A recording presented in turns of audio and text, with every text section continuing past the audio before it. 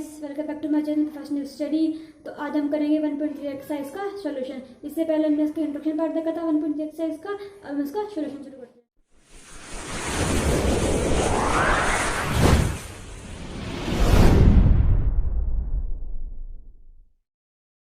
तो हम करते हैं इसका फर्स्ट क्वेश्चन। ठीक है, फर्स्ट क्वेश्चन वैसे करना है जैसे हमने एग्जांपल्स में किए थे। ठीक है, बिल्कुल सेम वही मेथड रहेगा, पूरा का पूरा वही क्राइटेरिया है।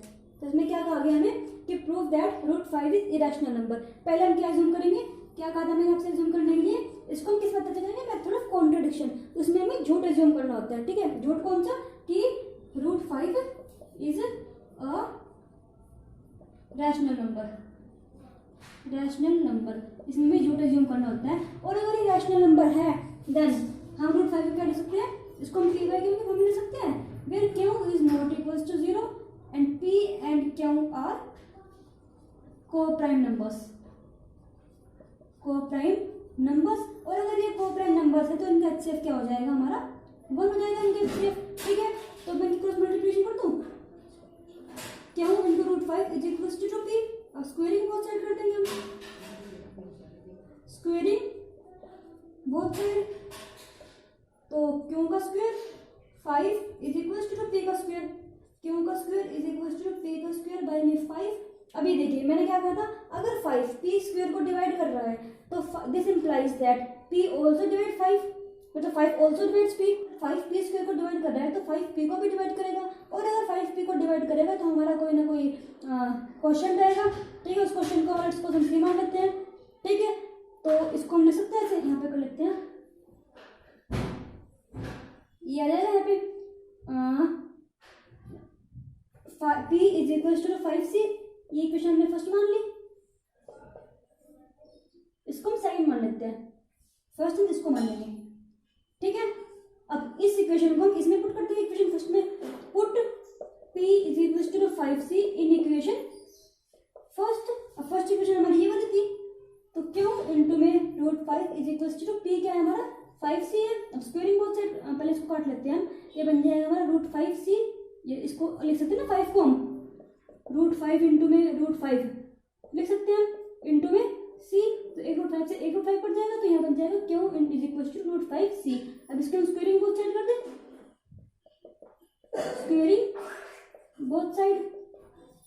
ठीक है, तो क्या बन जाएगा, q का square is equal to 5 c का square is equal to q का स्क्वायर बाय में 5। अब फिर ये हमारे को ये वही बात आ गई है, अगर हमारा 5 q स्क्वायर को डिवाइड करेगा तो this implies that 5 also divide q।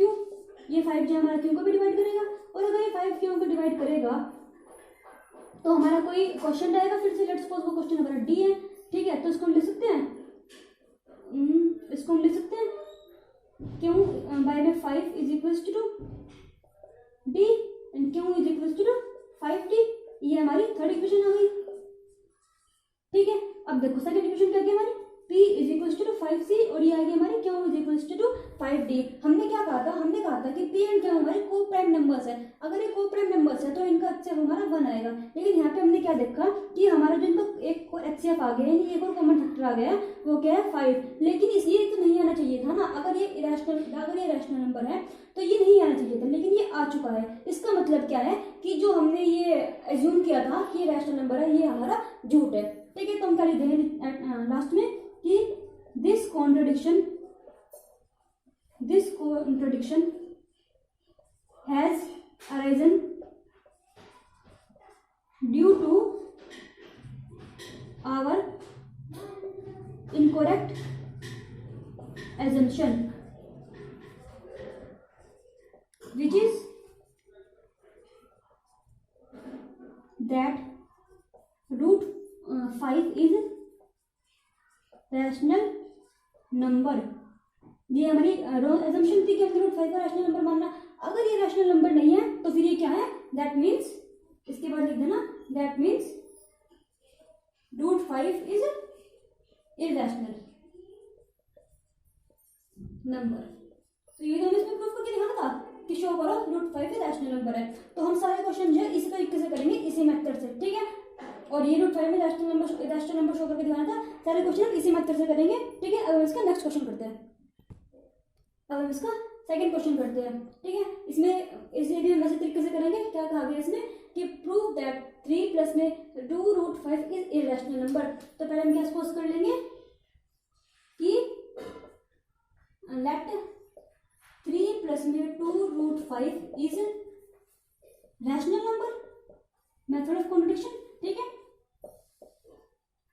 इसको करेक्टली लिखते हैं कि 3 प्लस में 2√5 इज रैशनल। अगर ये रैशनल नंबर है तो 3 प्लस में 2√5 को हम किसकी फॉर्म मिल सकते हैं, p by q की फॉर्म मिल सकते हैं, where q is not equal to 0 and p and q are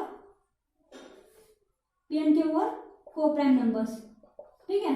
coprime numbers, अगर ये को-प्राइम नंबर्स हैं तो इसका HCF क्या हो जाएगा हमारा, सो HCF इज 1, ठीक है। तो हम इसको लिख सकते हैं 3 प्लस में 2√5 is equal to p by में q and 2√5 is equal to p by में q माइनस का 3। अब इसको मैं ले लिया हूँ तो ये बन जाएगा हमारा p माइनस में 3q बाय में q सिंप्लीफाई करके एंड 2√5, ये आ गया, ठीक है। अब इसको मिल सकता है ऐसा आगे p माइनस में 3q बाय में 2, ये 2 के मल्टीप्लाई में आ जाएगा नीचे, 2q इज इक्वल टू √5। अब ये देखिए यहाँ पे ये क्या है, p एंड q तो हमें पता है कि p एंड q तो हमारे इंटीजर्स होते हैं, इसका मतलब ये रैशनल नंबर है हमारे, ठीक है। ये 2 भी रैशनल नंबर और 2 भी रैशनल नंबर, क्यों, क्योंकि p एंड q हमारे इंटीजर्स हैं और ये भी इंटीजर है, तो इंटीजर को इंटीजर मल्टीप्लाई करिए तो इंटीजर ही आएगा, और इंटीजर में से इंटीजर माइनस करेंगे तब भी हमारा इंटीजर ही आएगा, ठीक है। तो यानी इधर वाला लेफ्ट हैंड साइड क्या बन गई हमारी, रैशनल, और हमने भी देखा है √5 क्या होता है हमारा इरेशनल। लेकिन हमें पता है कि रैशनल कभी भी इरेशनल के इक्वल नहीं हो सकता है। इसका मतलब क्या है, इसका मतलब हमने अज्यूम किया था कि 3 प्लस में 2√5 ये रैशनल नंबर है, ये हमारा गलत है। लास्ट हम क्या लिख देंगे कि दिस कॉन्ट्राडिक्शन, ये लाइन तो रट लो बिल्कुल, this contradiction has arisen due to our wrong assumption that is 3 plus में 2√5 is rational, so 3 plus में 2√5 is irrational number, या फिर irrational बोल सकते हैं खाली इसको, ठीक है। तो हमें ये प्रूफ करके ध्यान दें, ये हम प्रूफ कर चुके हैं। अब हम इसका थर्ड क्वेश्चन करते हैं। इसके 3 पार्ट्स हैं, ठीक है। इसका पहले हम फर्स्ट पार्ट कर रहे हैं, that is prove that 1/√2 is irrational number. फिर से वही सब करेंगे हम कि लेट 1/√2 इज रैशनल, और अगर ये रैशनल है सो वी कैन राइट, सो हम क्या लिख सकते हैं, अगर ये रैशनल नंबर है तो उसको हम p by q की फॉर्म में लिख सकते हैं, ठीक है। And q is not equal to 0 and p and q are coprime numbers, और अगर ये को-प्राइम नंबर्स हैं तो इनका HCF क्या है, 1 है, ठीक है। अभी देखो 1/√2 is equal to p by में q, इसको वैसे लिख सकते हैं q बाय में p इज इक्वल टू √2। इसमें ये भी लिखना पड़ेगा कि p is also not equal to 0, क्यों, क्योंकि p अब हमारा नीचे आ चुका है, ठीक है। तो हमें ये भी लिखना जरूरी हो जाएगा यहाँ पे। तो q बाय में p is equal to √2 and q ये आ जाएगा हमारा। फिर हम इसको ऐसे कर लेंगे आगे कि p इंटू में √2, ठीक है। अब क्या कर लेंगे, स्क्वायरिंग बोथ साइड कर लेंगे, यहाँ पे कर लेते हैं स्क्वायरिंग बोथ साइड, ठीक है। तो क्या जाएगा स्क्वायर करके हमारा q का square is equal to p का स्क्वायर एंड 2, ठीक है। तो ये आ जाएगा हमारा p square is equal to q का स्क्वायर बाय में 2, ठीक है। तो अगर ये q को डिवाइड कर रहा है तो this implies 2 also divides q। अगर हमारा 2 q स्क्वायर को डिवाइड कर रहा है तो 2 हमारा q को भी डिवाइड करेगा, ये हमने पहले देख चुके हैं, ठीक है। तो अगर ये q को डिवाइड करेगा तो ये कोई हमारे क्वेश्चन देगा, लेट्स सपोज वो क्वेश्चन नंबर c है, ठीक है। तो q बाय में 2 is equal to c and q is equal to 2c, ठीक है। तो लेट्स ये क्वेश्चन हम फर्स्ट मान लेते हैं, ठीक है। एंड द इक्वेशन सेकंड, तो put second equation into equation first. तो क्यों क्या है हमारा 2c is equal to p root 2। अब इसके स्क्वायरिंग ये पहले काट लेते हैं, इसका यहाँ बन जाएगा root 2c is equal to p।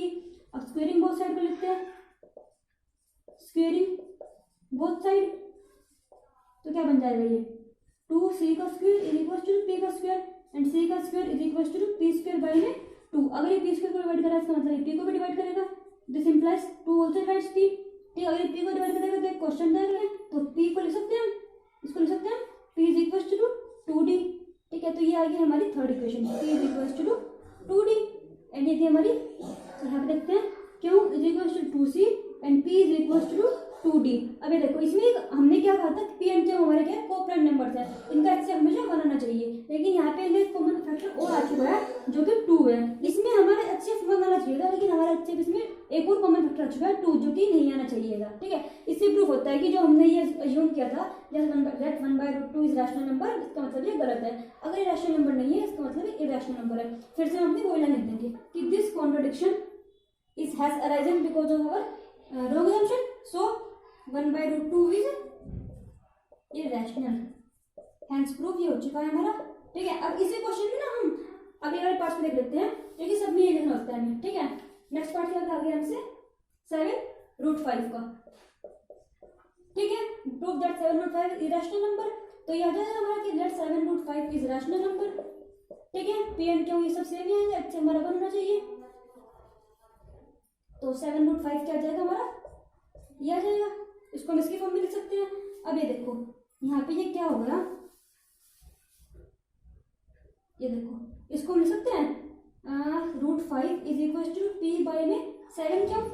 ठीक है, अब ये देखो p एंड क्यों क्या है, तो हमारे इंटीजर्स है, और अगर इंटीजर को इंटीजर से मल्टीप्लाई करेंगे तो इंटीजर ही आएगा, इसका मतलब ये पूरा इंटीजर है। इसका मतलब ये क्या है हमारी, इसको मैं लेफ्ट हैंड साइड लिख देते हैं इसको, तो इसको हम ऐसे लिख सकते हैं ना p 7 क्यों इज इक्वल टू √5। इधर तो आ जाएगी आगे हमारी ये, इधर तो आ गई हमारी ये rational number, in left hand side there is rational and in right hand side there is irrational number, and they cannot be equal. So our assumption